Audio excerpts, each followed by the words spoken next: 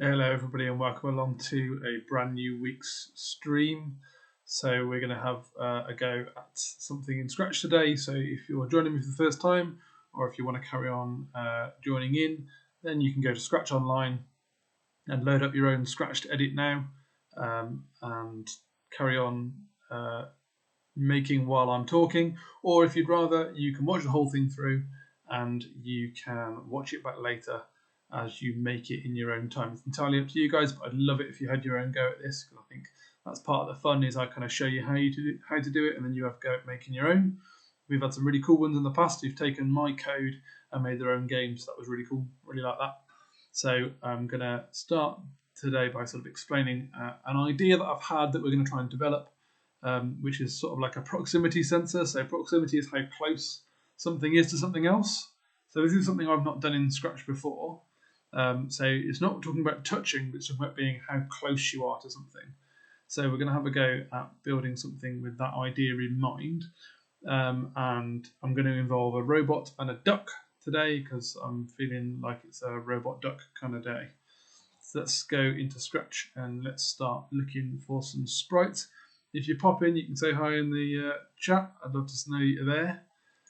So first thing I'm going to do is I'm going to get rid of Scratch the cat. I don't want him. I want a robot and a duck. So I'm going to go and choose a sprite, and I'm going to find my duck. I'm guessing it's in D for ducks. There's a chick. Don't want a chick. I want a duck. There he is. Mr. Duck. Awesome. And I want another one that is a robot. So where's Mr. Robot? Scrolling down, scrolling down. There's a robot. Do I like that robot?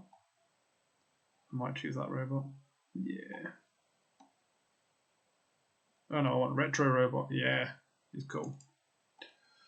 Right, so one of the things that I'm going to do today is I'm going to use the sounds. So if I go to sound, the duck has got a quack. There you go. And the robot's got some beeps. So we're going to use those.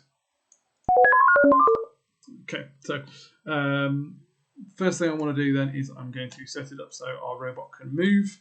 So when the game starts, I'm going to make him make his little noise so we know that it's turned on.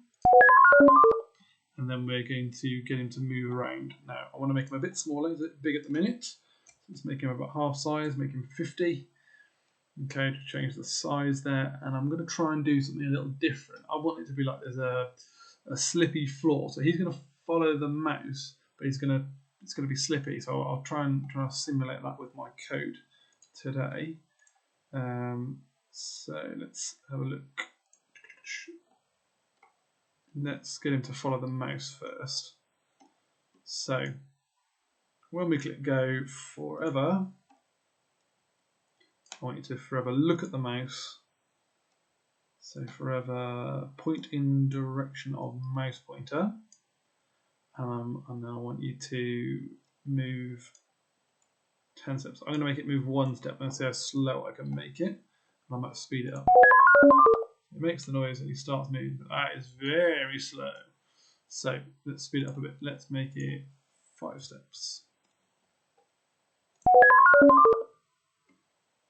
That's a bit quicker. That might be too quick. And oh, I've got a bit of a problem when he gets to me. Okay, right, that's fine. Let's make it 3 steps. Let's try that. Okay, I'm happy with that. I might change it later, but I'm happy with it as it is. So, now you saw we had a bit of a problem there. When it catches up with my mouse, it then wobbles, which I don't want it to do. I want it to slip. I want it to go past the mouse like it's sliding on ice. So I'm going to make a new bit of code. Hopefully this works. So when I click go forever if, and we're going to say if you're touching. So if it's ever sensing, if it's ever touching the mouse pointer, then I want it to carry on moving 10 steps. Or do I want it to carry on at the same speed, but I want to do it a number of times. So let's Let's try this. So hopefully, if it touches my mouse, it will slide past. Oh no, it didn't work because it's still facing the mouse pointer, isn't it? So can I put that in there? Will that work if I slide it in there as well? So we'll keep doing the loop. Let's try. It's not moving. Oh, it did move eventually. Oh, now we're only moving when we're touching the mouse. No, that's no good. So let's take that forever loop out and let's put the if in without the forever loop. Let's try that. So it's moving, it hits the mouse. Okay, it's starting to slide on past. It's not doing that wobble thing it was before, but it's not going past the mouse, which is kind of what I want it to do. So let's get it to repeat that 25 times. It might be too many, but let's try it.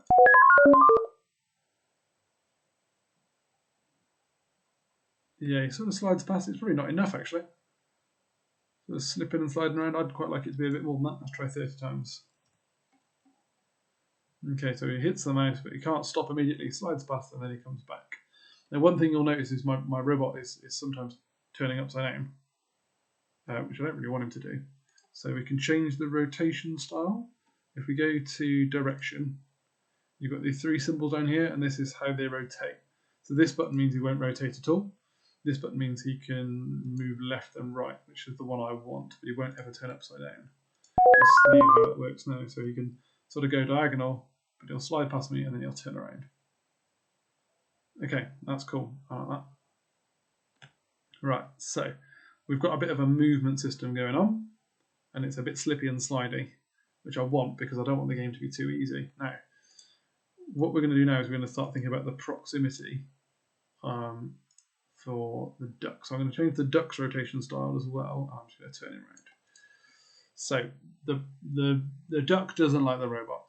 It's a sad world we live in, but the duck doesn't like the robot. And if he gets too close, then the duck's going to quack and he's going to chase the robot away. That's the plan.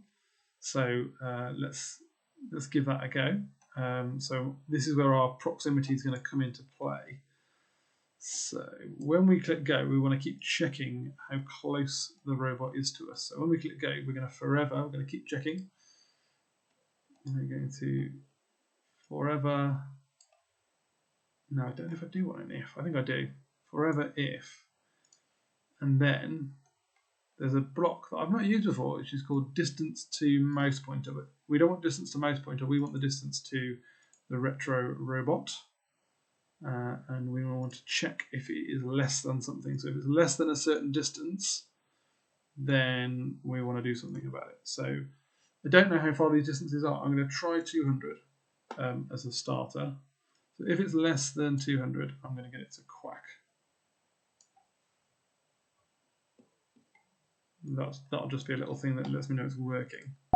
So robot's off. He's moving around. Let's go a bit closer to the duck. Right, it's a lot of quacking. All of a sudden, it's a lot of quacking. So it worked. It was quite a long way away from the duck. Let's try 100. Let's try that again. Okay. How close can I get? That was very close. Let's try 150. Let's try in the middle. Like so. I might just put a... No, I don't want to stop all. Right, let's try again. Right, that's quite big. Actually, that's interesting. Does it stop when I'm no longer close to it? Let's try that. It does. Oh, that's interesting. We might be able to use that to our advantage. That's pretty cool. Blimey. Okay, right. So then I want the duck to chase, don't I? So I'm going to get the duck to then I'm going to get to look at, point towards the robot and move. No, he's got to be quicker than us, I think. Would we try the same speed as us? Let's try the same speed. This might not work. Let's find out. This might quack a lot.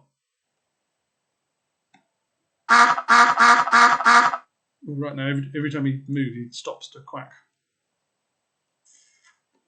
Don't think I wanted to do that. Let's try putting that in a forever loop. So when he quacks once, and then chases us. Ah!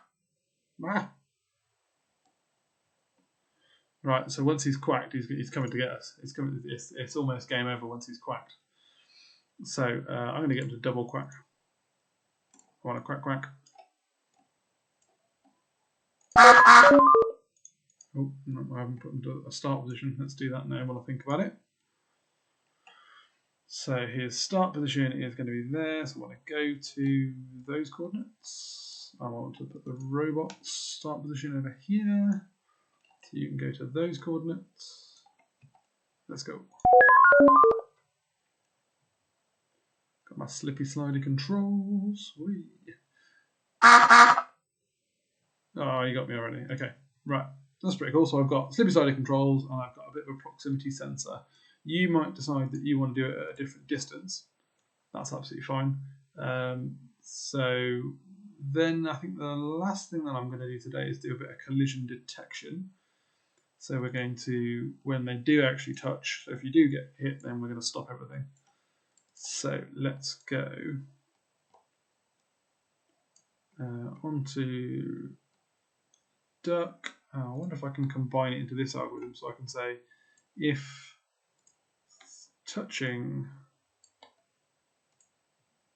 the robot, then we're going to stop everything.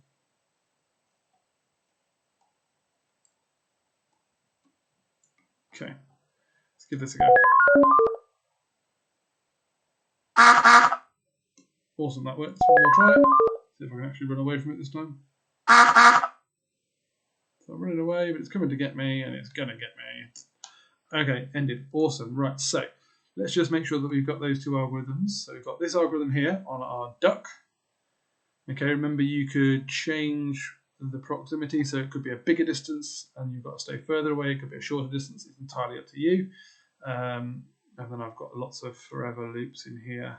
So the first thing it checks for how close you are. Then if you get too close, it starts chasing you. And then finally, if it touches, then it stops everything. And on the robot, I've just got this algorithm here so far that just points towards the mouse pointer and moves 2 steps. But then if it touches that mouse pointer, it carries on moving 3 steps for 30 more loops, which makes that sliding past that we've seen.